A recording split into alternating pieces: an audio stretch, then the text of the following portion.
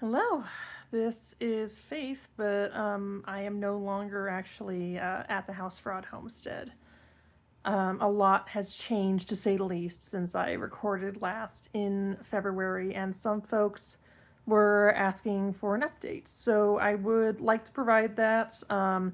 There's good news and bad news and more good news, kind of in that order. So where I left off in February was that my partner Mike and I were planning our wedding. We were still living in the co-housing environments that had been having its ups and downs. You can see my past videos if you want more context about that.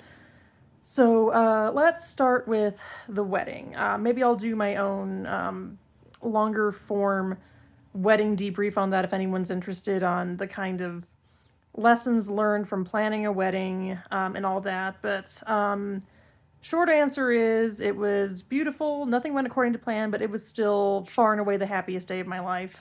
We actually got married on my birthday at the bed and breakfast where I grew up for 20 years. My brothers and my footprints were still in the concrete there, and my steps down the aisle with him giving me away crossed over our footprints. So there were a lot of just really magical healing moments with that property. My estranged mother, who built the property, is, for unrelated reasons to my dynamic with her, no longer welcome at that property.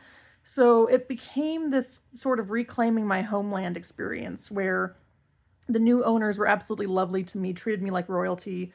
And we got to go back with all of our friends for a full weekend and just have this beautiful healing time where we felt the love in all directions, and it just had this rippling forth effect on our community where we felt seen as a real couple, which had never happened in our 15 years of history prior to that. And everyone we cared about was there, and they started caring about each other, and it was just beyond magical. I think I'm going to have to do a separate video about the wedding if you guys are interested, just because there's too damn much to say about it. I could write a book about just the wedding. It was incredible. After that, prior to the wedding, tensions in the house had been mounting. I was driven to a point of going kind of no contact in place with my ex-husband's partner due to a pattern of behavior that was at best deleterious to my well-being and at worst neglectful to innocence. So about a month prior to the wedding, I had basically said, I don't have the bandwidth and the resources right now to exhaust my locus of control by getting out of here. But we had actually been driven to the point of looking for somewhere else to live, just to rent at that point, in January when things had first blown up. And it had been not good in the house from about January on. There were attempts made at remediating the situation. My ex-husband kind of put on his corporate managerial hat and tried to manage us like a team, which had ways in which it worked and other ways in which biases and an unwillingness to take hard and necessary steps precluded that from solving all the issues. But basically, in April, I was done, but I couldn't be done enough to leave. So I had said, I just want to get married. I want to get through a time of illness in my pets that's very expensive, illness with myself. I was sick for my wedding. I just want to not be divided in this way, but I need to not engage with the situation anymore. And so that's what happened there. After the wedding, I felt a little bit stronger to call out the issues I was seeing there. I told my ex-husband explicitly that these behaviors are not acceptable. I don't condone them. I don't think that this managerial system is actually fair or reasonable. I think it's enabling a pattern of abuse and neglect. And at that point, we had just returned from our like 4-day honeymoon 3 days prior to this. He informed me that he had taken out a loan from his family to get me out of the house immediately. Now, for context, the co-housing situation we were in came about in part because when I wanted a divorce from him, neither of us wanted to be rushed in moving on. He didn't want to be rushed in paying out a settlement. He made a claim that he'd have to take out a second mortgage and we would lose animals, and that would just not be possible. And I didn't want to have to go house hunting with a lot of wedding and medical credit card debt and in a pretty crappy market, quite frankly. So the notion was that if we just continue living together amicably and we move our partners in with us as kind of consolation prizes, that we can take our time, he can take his time buying me out, and I can take my time shopping for a house. And the verbiage of our divorce settlement reflected that.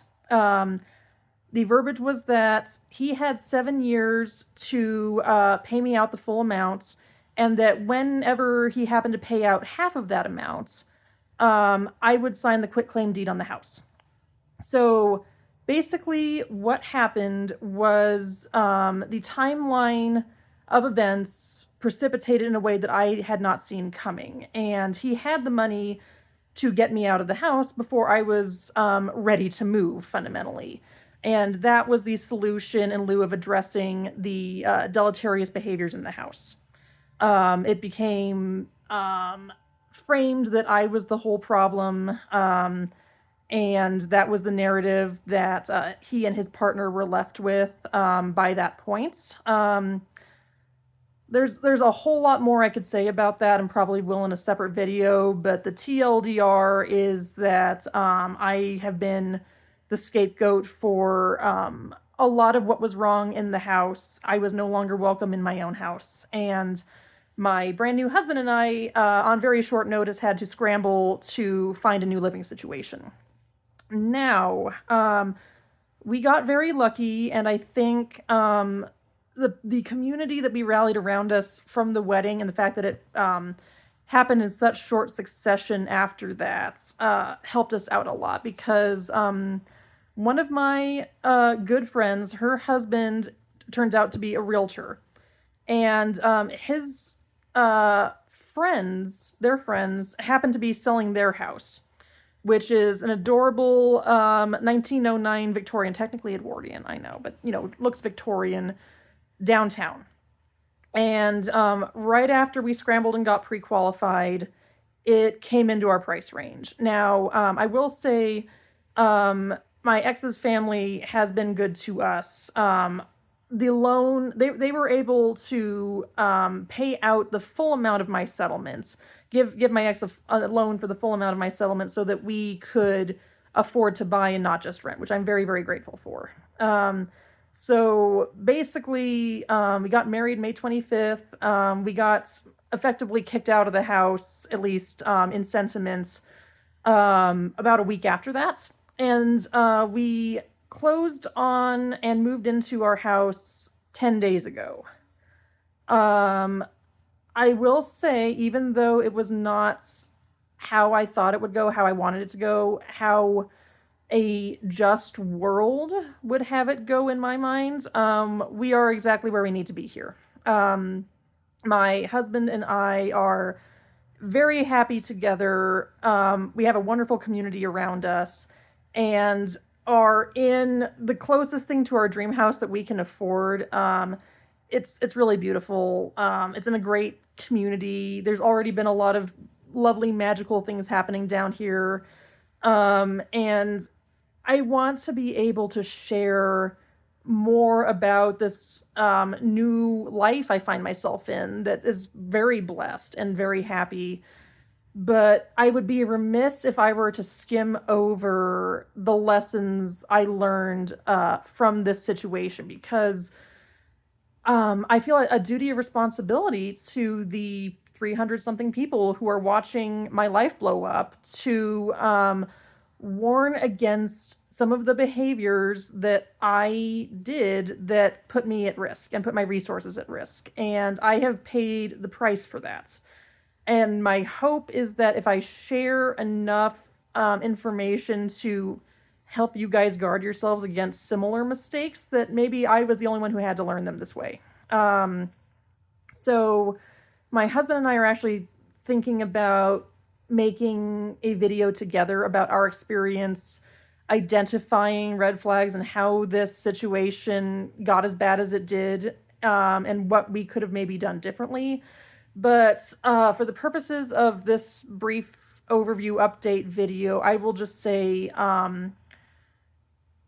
opening up your marriage is not an easy thing to do, and it is not a quick fix, for sure. I have not personally seen any existing relationship be strengthened in the long term by bringing third parties into it.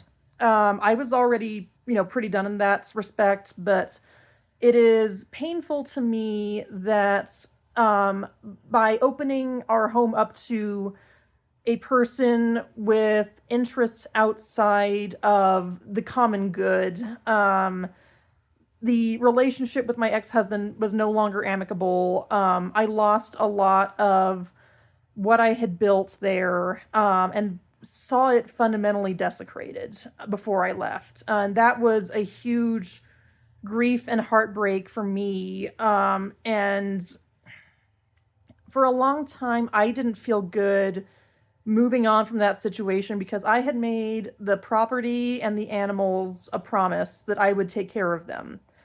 And, to a lesser extent, the other, I guess, innocents, you could say, that even were not my responsibility, but that I cared about.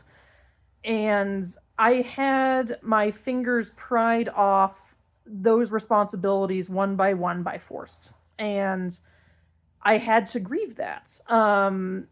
The people who cared about me wanted me out of that situation months ago for my own well-being. And I was not ready to go because I was so hoping that by opening this property up, we could make it the best version of itself. We could all work together. We could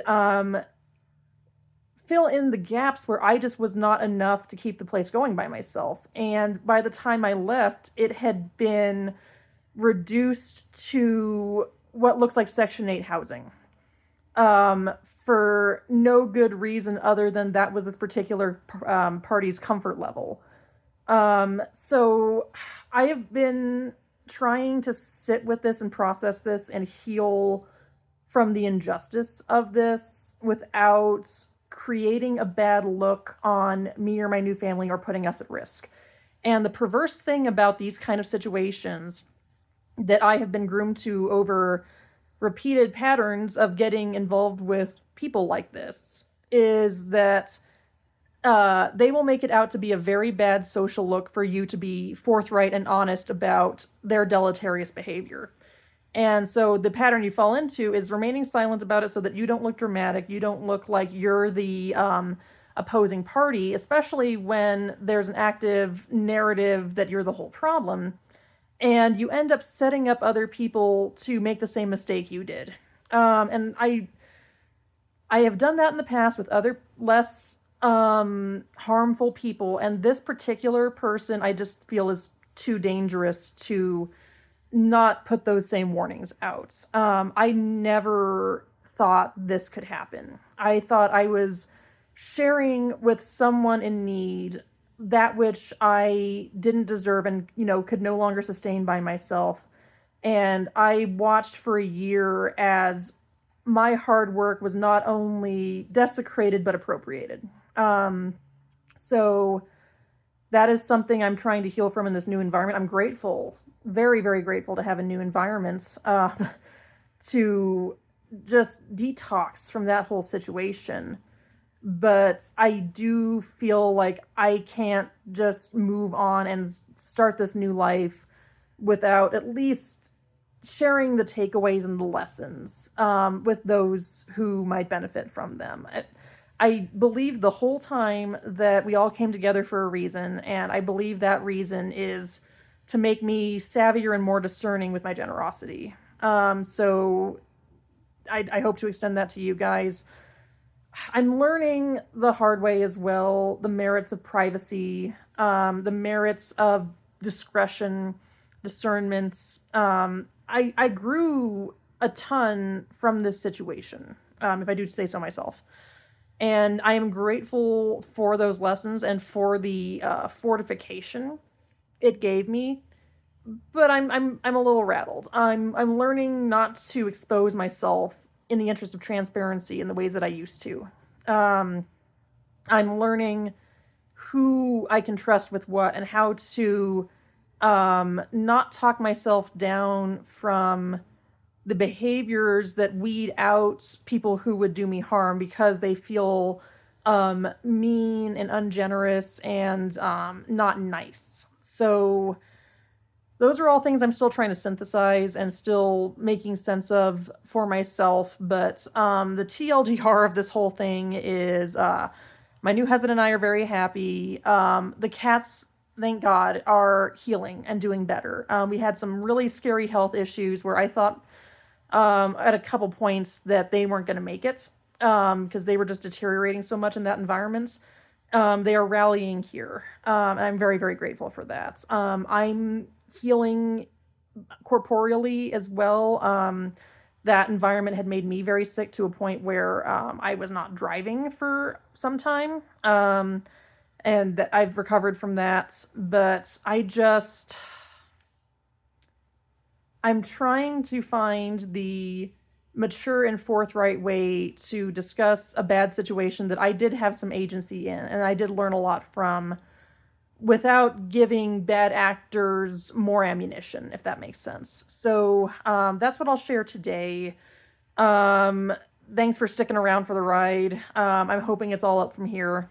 Um, I'm sorry that I can't report that our experiment in co-housing was a success. I think, honestly, though, with more discernment and more careful vetting earlier on, it could have been. If there had been a different party involved who had less trauma and mental illness impacting their behaviors deleteriously, we might have been able to make it work. And for people who want to try a similar experiment, I would just say be so careful with who you invite into your home and your marriage because I realized I was operating out of a sense of guilt for hurting my ex-husband and leaving him, and I never owed him a consolation prize for that. And if I had been more solid at that time in my worth and that my happiness is not a crime, is not a zero-sum game taking something from somebody else, I might not have put myself at so much risk. Now, I'm glad to have seen both parties' true colors and to have landed somewhere safe and sustainable and better for me. But it was a huge loss, and I would love to spare you guys a similar loss. So, if you have questions, I'm an open book. I hesitate to make promises about more content because I haven't been consistent about that, and I want to be in integrity and keep my word. But there's a lot to talk about, and yeah, we'll see from here. But yeah, thanks for following along. I appreciate the support, appreciate the inquiry, and hope to talk to you guys soon. See ya.